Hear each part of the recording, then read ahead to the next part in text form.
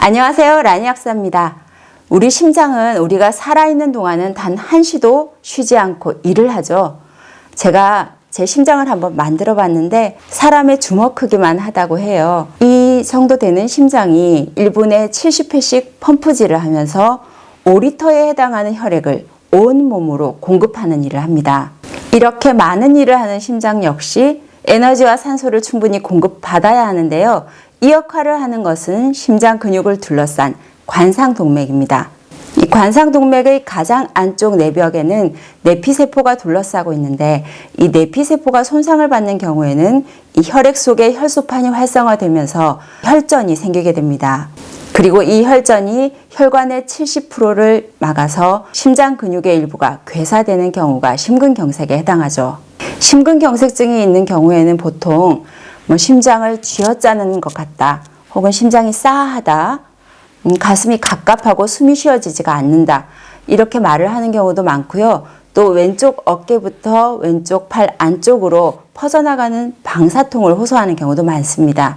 하지만 흉통 없이도 위장장애처럼 속이 쓰리다, 갑갑하다, 체한 것 같다, 이렇게 표현을 하기도 합니다. 흡연이나 고지혈증, 고혈압, 당뇨, 비만, 그리고 심장질환, 가족력이 있는 경우가 이런 심근경색의 위험인자가 되고요.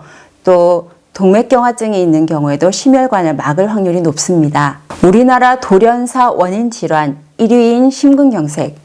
이 심근경색으로 쓰러진 경우라면 6시간 안에 최대한 빠르게 병원으로 이송해서 막힌 혈관을 뚫는 시술을 보통 받게 됩니다. 다행히 이런 골든타임을 놓치지 않고 이 스텐트 시술 같은 심장 중재 시술을 받는 경우라도 결코 안심해서는 안 됩니다. 보통 심장 중재 시술을 받은 환자의 4분의 1이 심근경색 재발을 한다고 합니다. 물론 시술에 문제가 있는 경우도 있겠지만 보통은 시간이 좀 지나면 나았다고 생각하고 관리를 소홀히 하기 때문이 더 많습니다.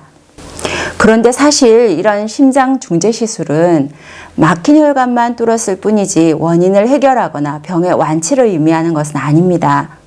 이렇게 막힌 혈관이 있다는 건 이 부위 말고도 다른 부위가 언제 어떻게 막힐지 모른다는 뜻이거든요.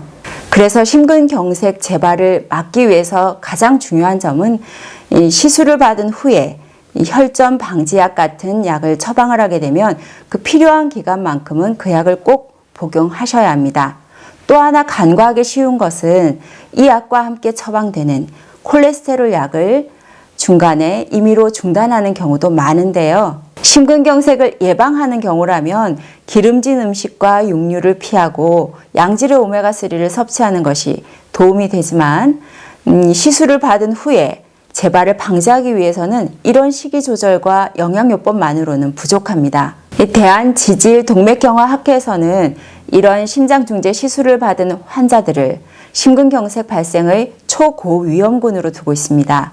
또 이런 환자들에게 LDL 콜레스테롤, 즉 저밀도 콜레스테롤 수치를 정상 수치보다 훨씬 낮은 데시리터당 70mg으로, 보통 정상 수치가 130이니까 46%나 낮은 수치를 목표치로 권고하고 있습니다. 결국 심근경색 재발 방지를 위해서는 이런 엄격한 LDL 콜레스테롤 관리가 아주 중요하다고 하겠습니다. 물론 금연과 적당한 운동, 그리고 저염식은 심근경색 예방은 물론이고 재발 방지에도 상당히 중요합니다. 그리고 저염식의 경우에는 6g 미만의 나트륨을 하루에 섭취하도록 제한을 하셔야 하고요. 운동을 할 때도 너무 심장에 부하가 걸리는 과격한 운동은 피하셔야겠죠. 우린 2개의 심장을 가지고 있는 전설의 축구 선수는 아니니까요. 하나뿐인 심장, 콩닥콩닥 잘 뛸 수 있도록 잘 지켜나가도록 하고요. 저는 또 유익하고 알찬 내용으로 찾아오겠습니다.